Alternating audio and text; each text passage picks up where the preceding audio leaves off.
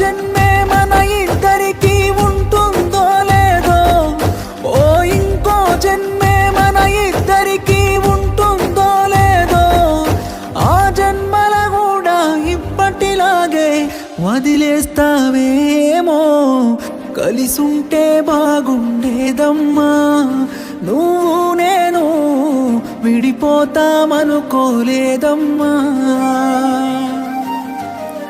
ప్రాణంగా ప్రేమించానమ్మా, నిన్నే నేను దూరంగా వెళ్ళిపోయావమ్మా.